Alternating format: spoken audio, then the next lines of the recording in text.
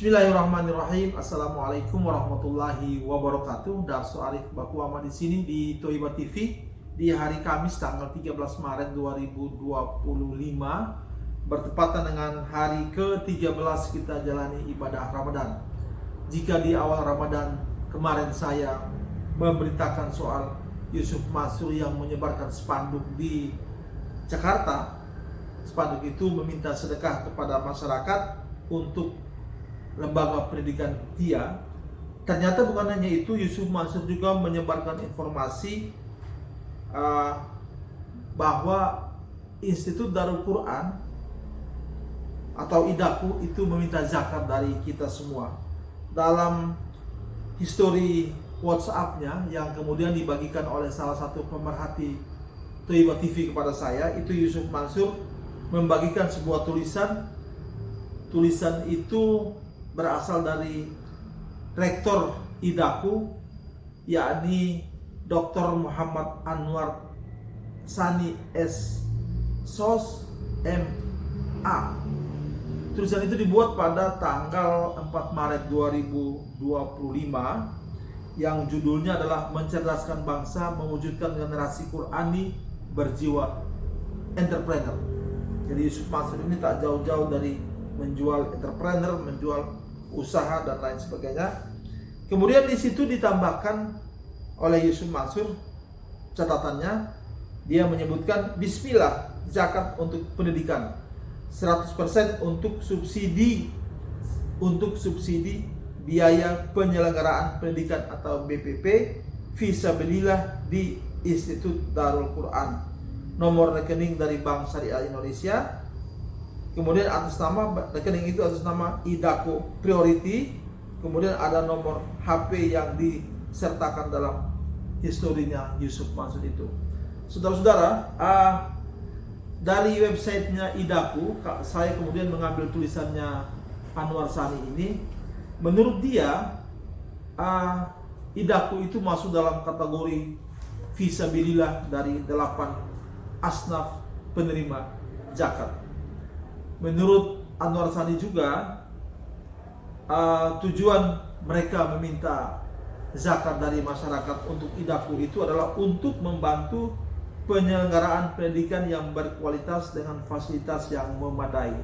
Yang kedua, untuk membantu mahasiswa yang kurang mampu dalam memperoleh pendidikan yang berkualitas. Yang ketiga, meningkatkan kesadaran masyarakat tentang pentingnya zakat dalam dunia pendidikan. Yang keempat, membangun sinergi antara dunia usaha dan lembaga pendidikan dalam upaya mencerdaskan kehidupan bangsa.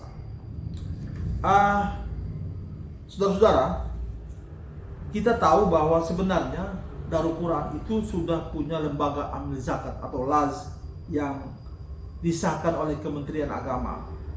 Masalahnya, kenapa kalau memang IDAKU itu layak menerima atau pantas menerima zakat, kenapa tidak diambil saja bagiannya dari lembaga amil zakat yang dimiliki oleh Darul Quran itu sendiri?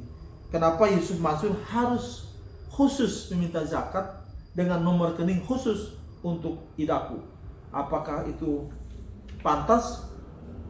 Wallahu a'lam. Boleh kita menilai sendiri. Saudara-saudara, dalam berbagai sumber yang saya kumpulkan, itu memang banyak ulama yang mengkategorikan dunia pendidikan Islam, sekali lagi dunia pendidikan Islam itu dalam kategori fisabilillah dari 8 kelompok mustahik atau kelompok yang berhak menerima zakat itu. Dalam sebuah tulisan yang bagus di halaman Suara Muhammadiyah, ada satu penggiat zakat Muhammadiyah, pengurus Lazismu atau Lembaga Amil Zakat Sedekah Muhammadiyah dari Kerangan di Batang, Jawa Tengah. Itu membuat sebuah tulisan yang sangat bagus, di mana dia mengutip berbagai ulama yang membolehkan lembaga pendidikan Islam itu masuk dalam kategori fisabilillah dan boleh menerima zakat. Di situ disebutkan bahwa cara implementasi zakat untuk lembaga pendidikan itu ada beberapa cara.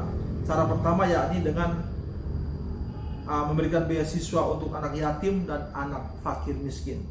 Yang berikut, zakat untuk lembaga pendidikan itu boleh dipakai untuk pembangunan sekolah atau gedung pendidikan. Hanya saja kategorinya sangat ketat, yakni jika sekolah yang menerima dana zakat itu gedungnya memang diperuntukkan bagi fakir miskin. Kemudian sekolah yang dibangun atau yang menerima dana zakat untuk pembangunan gedungnya itu adalah sekolah yang mendukung pemberdayaan kaum mustahik. Mustahik itu adalah kelompok yang berhak menerima zakat. Kemudian syarat berikut itu gedung sekolah yang dibangun itu adalah sekolah yang sama sekali tidak komersil. Nah, saudara-saudara, jika dibandingkan dengan idakunya Yusuf Mansur ini, apakah syarat-syarat yang tadi saya bacakan itu termasuk kategori boleh menerima dana zakat? Yang berikut, yang ada satu syarat lagi yang dimasukkan oleh suara Muhammadiyah dari sekolah yang boleh menerima dana zakat itu adalah akses pendidikan bagi masyarakat di daerah terpencil. Sedangkan idaku itu berada di pusat kota, dekat-dekat dengan Jakarta. Saudara-saudara, sebagai pembanding saja, di lingkungan dekat saya itu ada pesantren At-Taqwa namanya, di Ujung Harapan Bahagia, Bekasi. At-Taqwa ini memiliki lembaga pendidikan dari yang terendah sampai yang tertinggi. Kemudian At-Taqwa juga punya lembaga amil zakat yang sudah disahkan oleh Kementerian Agama. Hanya saja At-Taqwa ini tidak secara khusus meminta zakat kepada masyarakat untuk lembaga pendidikan yang dimilikinya. Ada memang bagian yang diambil untuk lembaga pendidikannya, tapi tidak lebih dari 2,5% dari dana yang terkumpul. Itu pun kategori yang diberikan kepada penerima zakat dari lembaga pendidikannya itu memang sangat ketat. Saudara-saudara, ada beberapa persyaratan zakat itu boleh disalurkan kepada lembaga pendidikan Islam, yang mana lembaga pendidikan Islam itu dikategorikan sebagai fisabilillah dari 1 dari 8 asnaf atau penerima zakat. Ada beberapa syarat yang sudah saya kumpulkan dari beberapa pendapat. Yang pertama, lembaga pendidikan penerima zakat tersebut harus berfokus pada pendidikan yang sesuai dengan nilai-nilai Islam dan tidak bertentangan dengan ajaran Islam. Yang kedua, lembaga pendidikan tersebut harus memiliki program yang jelas dan transparan dalam penggunaan dana zakat.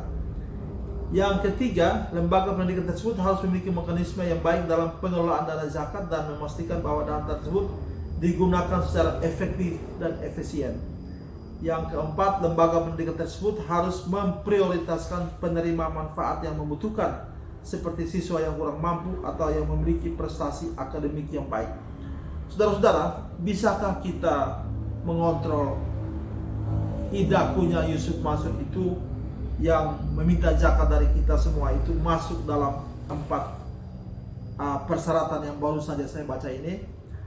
Apakah lembaga pendidikannya Yusuf Mansur itu, idaku itu tidak komersil? Saya rasa tidak, karena setiap mahasiswa yang mengikuti perkuliahan di sana itu idaku memungut biaya perkuliahan setiap semesternya tidak kurang dari 7 juta rupiah, belum lagi dengan uang macam-macamnya. Yang berikut, saudara-saudara, bisakah kita mengontrol penggunaan dana zakat yang disetorkan kepada idakunya Yusuf Mansur itu?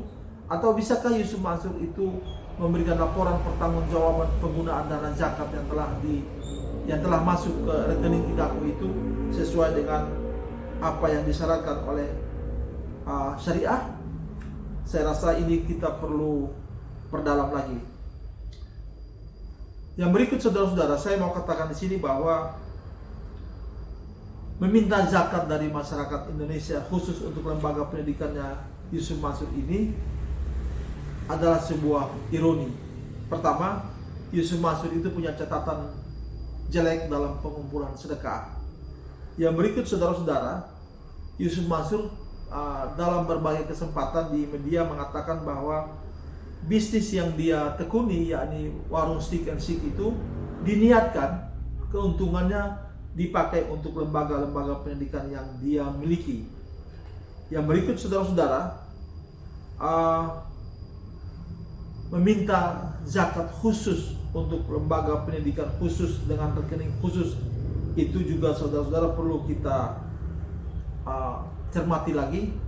Cara seperti ini apakah memang sesuai dengan ketentuan zakat yang dibolehkan oleh para ulama atau tidak.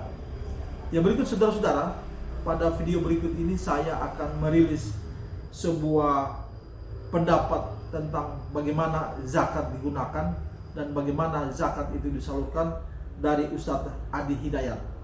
Ustadz Adi Hidayat kita tahu bahwa memiliki catatan yang tidak macam-macam lah di tengah masyarakat. Adi Hidayat termasuk Ustadz yang cukup bersih dan punya ilmu yang cukup mumpuni, yang boleh kita ikuti pendapat-pendapatnya. Semoga pendapat Adi Hidayat ini memberikan penguatan kepada kita bahwa kita boleh atau tidak berzakat ke idakunya Yusuf Mansur. Di samping itu, saudara-saudara, jangan menutup diri Anda untuk mencari berbagai referensi. Jangan menutup diri Anda untuk bertanya kepada ulama-ulama atau ustadz-ustadz yang bisa dipercaya, apakah boleh kita berzakat kepada Institut Darul Quran yang dimiliki oleh Yusuf Mansur atau tidak. Bolehkah kita berzakat kepada idaku dengan cara yang telah dilakukan oleh Yusuf Mansur itu? Kemudian kita juga jangan lupa memberikan catatan-catatan apa yang pernah dilakukan oleh Yusuf Mansur terhadap uang yang dikumpulkannya dari umat, sehingga para ulama atau para ustadz yang kita bertanya itu punya referensi yang cukup. Saudara-saudara, saya tidak punya hak untuk melarang saudara-saudara untuk berzakat atau tidak berzakat kepada idaku. Pilihan itu berada di tangan Anda, dan sebelum menjatuhkan pilihan Anda harus mengumpulkan banyak referensi, banyak pendapat seperti yang saya sebutkan tadi. Semoga video saya ini dan penjelasan dari Ustadz Adi Hidayat berikut ini memberikan pemahaman kepada kita semua bagaimana seharusnya kita berzakat dan bagaimana seharusnya kita memilih lembaga pengumpul dan penyalur zakat, sehingga zakat kita punya makna yang lebih dan punya catatan ibadah di mata Allah Subhanahu wa taala. Semoga Ramadan kita tahun ini adalah Ramadan terbaik, dan semoga Allah mempertemukan kita semua dengan Ramadannya pada tahun-tahun yang akan datang. Dari saya cukup sekian. Billahi taufiq wal hidayah. Wassalamualaikum warahmatullahi wabarakatuh. Innama yakhshallaha min ibadihi al-ulama. Sungguh orang-orang yang punya sifat khasyah kepada Allah itu hanyalah dari kalangan ulama.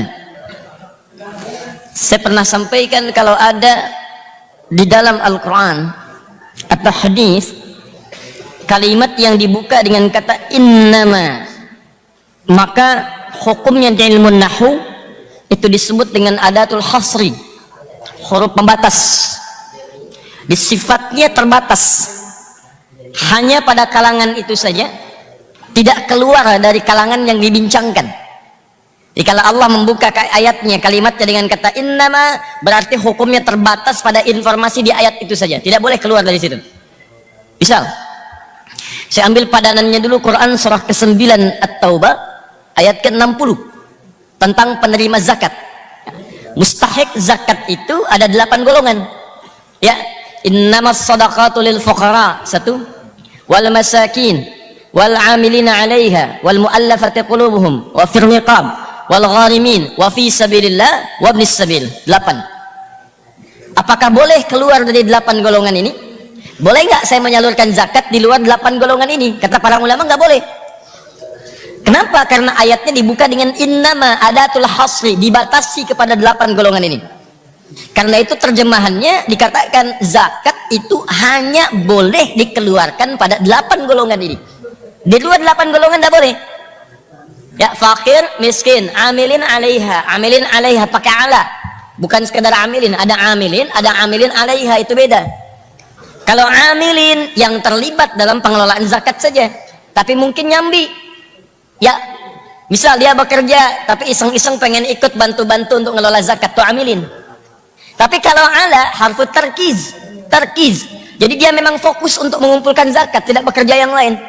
Masuk di panitia, dia bantu di situ aja, pekerjaannya di situ, tidak ada yang lainnya. Karena tidak ada pekerjaan lain, dia bantu fokus di situ, maka boleh dia mendapatkan bagian dari zakat itu secara profesional, sesuai dengan kadar pekerjaannya. Silakan berikan. Ya, wal muallafati qulubuhum 4, wa fir riqab 5, wal gharimin. Ingat, gharimin bukan dainin. Di terjemahan diartikan orang punya utang. Orang punya utang itu ada dua, ada dainin, ada gharimin. Gharimin orang-orang yang punya utang, yang utang-utangnya itu digunakan untuk kepentingan fi sabilillah. Ya, tadinya punya usaha bagus, dia support ke masjid, bantu. Dia katakan saya tanggung nih biaya masjid nanti 1 miliar, tidak apa-apa saya tanggung. Tiba-tiba dia terlibat satu persoalan, bangkrut kemudian perusahaannya, ya terlibat banyak utang dalam aktivitas pekerjaannya. Jangankan untuk bantu masjid, untuk kehidupannya pun sulit. Maka boleh diberikan bagian dari zakat itu untuk bantu dia, tuh gharimin. Ya, kalau dainin itu umum sifatnya. Kredit motor, dain. Kredit mobil, dain. Kredit rumah, dainin. Ya, punya utang. Jangan sampai datang ke Masjid Al-Azhar, Pak, saya termasuk bagian mustahil zakat, punya utang. Apa utangnya? Kredit motor belum lunas, ya. Itu tidak masuk. Wa fi sabilillah. Yang ke-8, Ibnu Sabil. 8 ini saja. Yatim tidak ada di sini. Ya, apakah boleh memberikan kepada yatim? Kalau punya sifat 8 ini yatimnya, silakan. Yatim fakir, boleh. Yatim miskin, boleh. Yatim kaya, tidak. Jelas ya? Jadi 8 golongan ini saja. Kembalikan ke kitab ini.